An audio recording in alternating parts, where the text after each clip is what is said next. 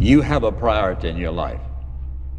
Maybe you're the only person who knows what it is, but you have a priority in your life. And the question is this: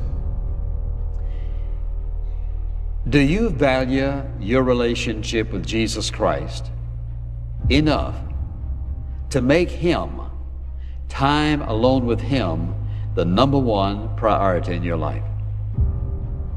Is He that valuable to you? Is He that important to you? Where does He rank in your life? Does He rank number one? Is He number two, number three, number four, number five?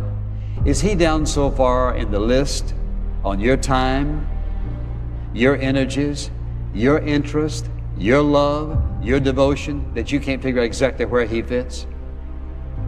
Where is Jesus in your priority list? Number one priority in our life is our time we spend alone with Him. Now I want you to listen very, very carefully.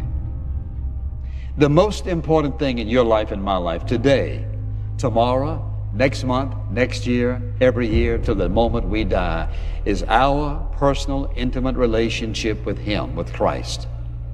The number one priority in our life is to be that time we spend alone with Him. Now watch this. It isn't because we just need Him. He wants us. He desires our love, and He desires to spend time alone with us. The Bible says over and over again, what's the first commandment? You shall love the Lord with all your heart, with all your mind, with all your soul. What does it say about Jesus Christ? That He might have first place in everything. He can't be second. He cannot be second. It means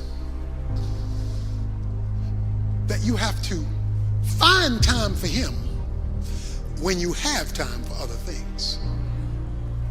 And that may mean I have to get up a little earlier for you to be first with my day.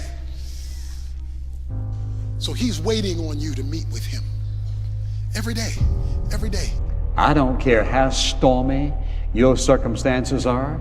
It doesn't make any difference how difficult the situation is and what's going on in your life and who's on your case. You know what? When you get along with Him, it is absolutely amazing how He can quieten your spirit, shut out everything else in the world, and it's just you and Him. That will quieten your spirit. You see, so many people's God is so confined. Your view of God begins to get larger and larger, greater and greater, bigger and bigger. When you begin to see how He begins to work in your life and how He is working situations and circumstances in the future that you can't even figure out. And you come to that point in your life of that time of that decision, and you see how God has worked out every single detail already.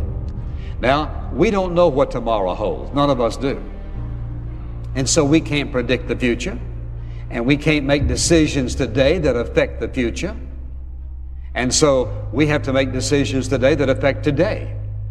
And so we have to trust God for tomorrow. And so we don't know when the storms are coming, when the floods are coming. But here's what I know for certain. When you and I spend time with Him, you see, He says He's like a refuge. He's like a fortress. He's like a rock upon which we stand. He's our hiding place.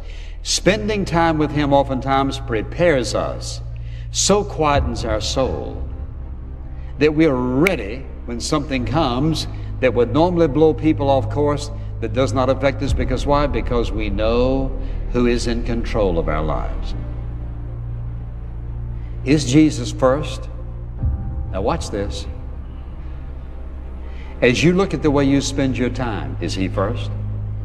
The way you spend your money, is He first? In your relationships, is He first? And then if you're wise enough to make Him number one